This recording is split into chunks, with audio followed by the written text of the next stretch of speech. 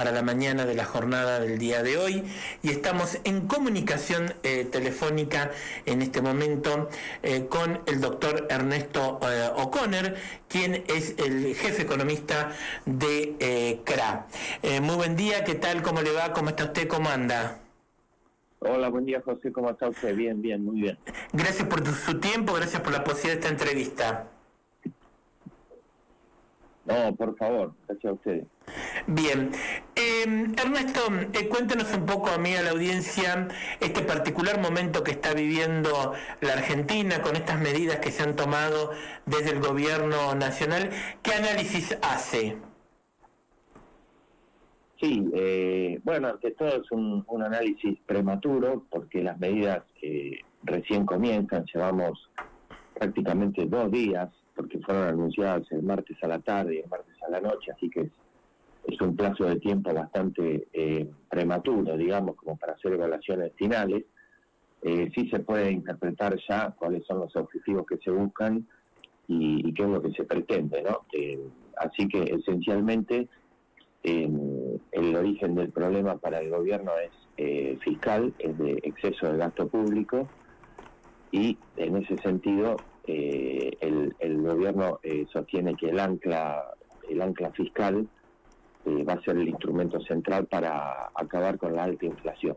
En ese sentido, el ancla fiscal propuesto es pasar de un déficit de 5,2 puntos del PIB, que se calcula que se va a terminar este año, un déficit fiscal financiero de la nación solamente, pasar de ese déficit a un equilibrio fiscal a fin de año, en diciembre del 24.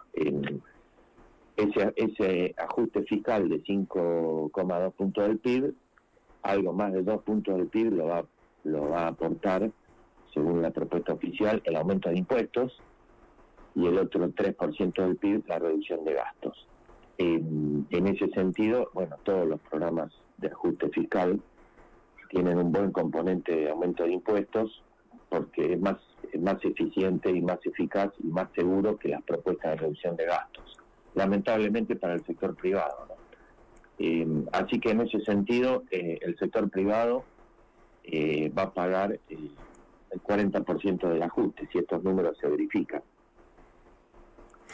Y ahí, Sí. bueno, ¿hola? Sí. Sí, no.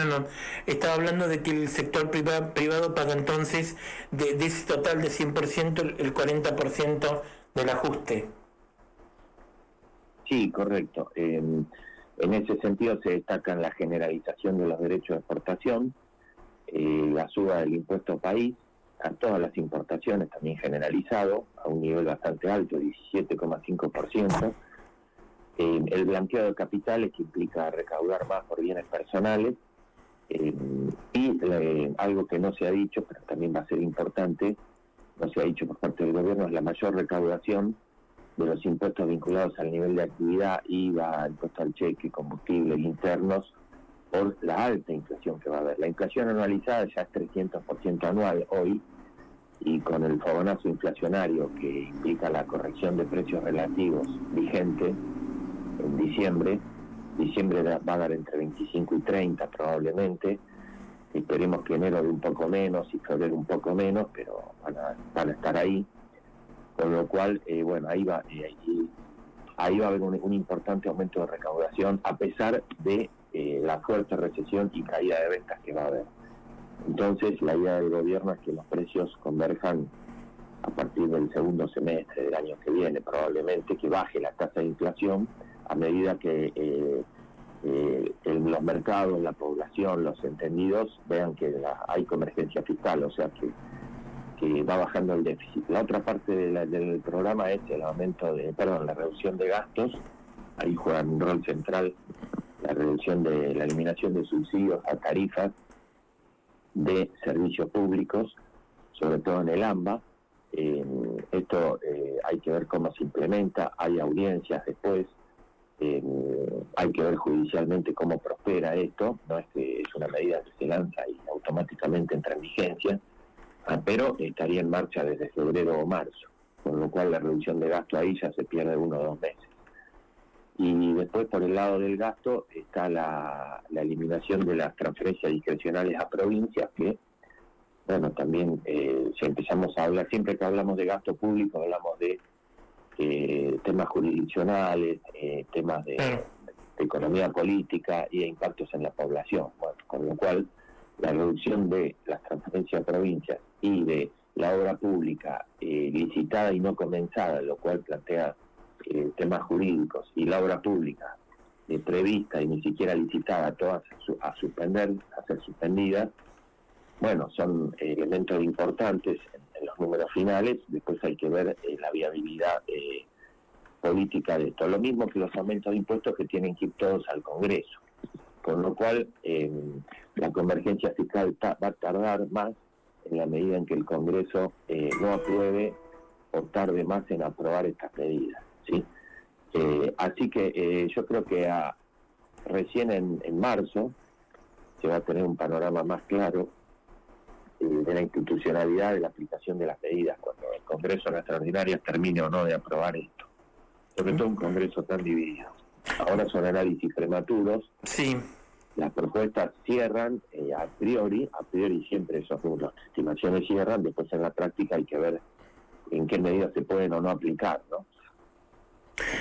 O sea, digamos que hasta ahora está, digamos, la aplicación teórica de las medidas. Perdón, le escucho muy bajo, le escucho muy bajo. ¿Ahí me escucha mejor? Sí, un poco, sí. Bien, entonces yo le decía que por ahora estamos hablando entonces de una aplicación, digamos, teórica con los papeles que se han enviado. Falta que después eso venga a la práctica. Sí, correcto. De todos modos, es de esperar que el Congreso difícilmente no apruebe una buena parte de estas medidas. Es un gobierno nuevo, por ahora con buena credibilidad, y es difícil que el Congreso quiera pagar los costos de no apoyar la mayoría de estas medidas. Puede ser que algunas se apoyen, otras no simplifiquen. Y ahí se verá un poco cómo es la convergencia fiscal, que es un poco el tema. La contracara de esto es un sinceramiento de precios, que había una inflación reprimida muy significativa. Por ejemplo, en Argentina el costo de la nafta habitualmente ha sido $1.10 el litro, y sabemos que ha estado atrasada todos estos años. Lo mismo un montón de precios relativos, sobre todo los precios regulados, las tarifas de servicios públicos en ambas. Y en ese sentido, bueno, la corrección de precios relativos siempre es dolorosa. El costo lo va a pagar la clase media seguramente, con un fuerte ajuste en el poder de compra de sus ingresos. Veremos los jubilados qué pasa, porque se anula el sistema vigente actual y se lo quiere reemplazar por otro de actualización de las jubilaciones. Así que y veremos qué pasa con las paritarias y los ajustes salariales, porque los planes de estabilización requieren cortar la indexación, y la indexación, parte de la indexación son los ajustes de las paritarias. Pero si las paritarias quedan muy atrasadas, el poder de compra, sobre todo la clase media, va a ser muy bajo, porque la clase alta siempre está bien, y la clase baja va a tener, por el lado de AUH y tarjeta alimentar, buenos refuerzos, con lo cual el deterioro de calidad de vida veremos la clase media cómo es, eventualmente cuánto dura y cómo se recompone en su poder de compra de sus ingresos, ¿no? O sea que por un Así tiempo... que es eso, por eso el año que viene esperamos otra recesión, un año bastante recesivo, sobre todo por gran caída del consumo privado, ¿no? Claro, o sea, va a haber precios más altos, menos consumo y una situación complicada. Sí, correcto. Todos los precios van a tener un nivel más alto, no sabemos cuál, y no sabemos la dinámica inflacionaria cómo va a ser. Sí. Sobre todo cómo van a aumentar los precios a partir de marzo, te diría, porque ya está descontado que diciembre, enero y febrero va a ser muy alta la suba de precios del IPC, y bueno, después se verá si el programa empieza a tener alguna convergencia o no, ¿sí? Bien. Doctor O'Connor, con respecto al tema de la postura de CRA, con respecto al tema a la reunión de la mesa de enlace con el gobierno nacional y este 15% de aumento, ¿no?, en las retenciones, ¿cuál es la postura que tienen? No, la postura que tenemos es que entendemos que hay una emergencia económica, pero también entendemos que es innecesario aumentar impuestos y es innecesario aumentar el derecho de exportación. Nosotros entendemos que, por ejemplo, hay actividades como la lechería o las economías regionales que no necesitan aumento de derecho de exportación, sino su eliminación urgente. Y en el caso de economías regionales y lechería estamos ante un abrupto aumento de la presión impositiva.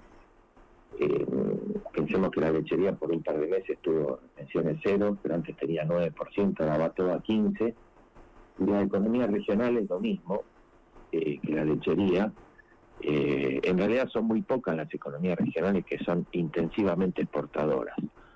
Una gran mayoría de ellas, el grueso de su producción se vende en el mercado interno, un mercado que va a estar deprimido, van a bajar las ventas, van a subir los precios, y entonces tienen las economías regionales más presión impositiva, con lo cual el equipo económico sostiene que ha establecido un impuesto plano sobre todas las exportaciones de todos los bienes y servicios, industria, servicios, software, lo que sea, y economías regionales, agro, todo, del 15%, excepto la soja que queda en los niveles que están más altos. De todos modos, es enorme, o sea, no nos conforma eso.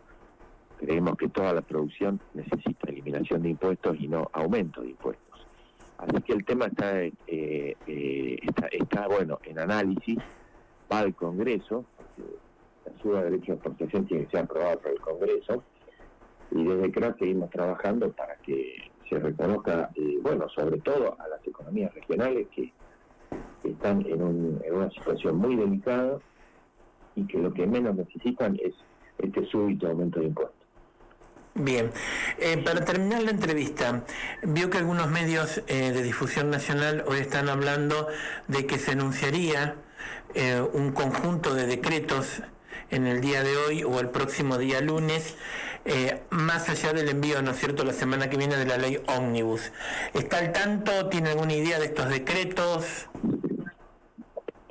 No, lo que más, hasta que no salgan son trascendidos. Lo que más se habla es que se enviaría también, se haría un decreto de desregulación de la economía, que después tiene que ser aprobado por el Congreso, ¿no? Eso es muy importante para pasar a un cambio de régimen, donde el régimen actual, el Estado interviene mucho sobre la libertad del sector privado de hacer negocios, y la desregulación busca eso, busca que el Estado quite trabas y baje trámites, baje burocracia, baje su nivel de intervención sobre la operatoria del sector privado. Es siempre una buena medida que saludamos. Hay que esperar un poco que la letra fina, no la letra chica de todo eso. Por supuesto hay que esperar, yo diría hay que esperar hasta fin de año, porque hay que esperar hasta enero o febrero, diría yo, porque entonces ahora muchas de estas medidas van al Congreso, hay que ver cuántas se aprueban, cuáles se modifican, y yo creo que para hacer después un balance final hay que esperar a mediados o fines de febrero para ver cómo sigue todo esto en el Parlamento, en las audiencias públicas por servicios públicos, en la relación con gobernadores en distintas instancias que hacen que las leyes y los decretos tengan que tener la validez jurídica no necesaria para confirmar que se van implementando la mayor cantidad de medidas. Muy bien. Muchísimas gracias por tu tiempo, gracias por la posibilidad de esta entrevista. Vamos a seguir seguramente en contacto para ir viendo a ver cómo va evolucionando este tema. El tema de la economía, los cambios, las reformas, todo lo que se viene de ahora en más. Perfecto, cómo no, José, quedamos en contacto y gracias a usted por el llamado. Muchísimas gracias, Gracias. Bien, hasta luego. Muchas gracias por su tiempo. Así pasaba entonces en la mañana de la jornada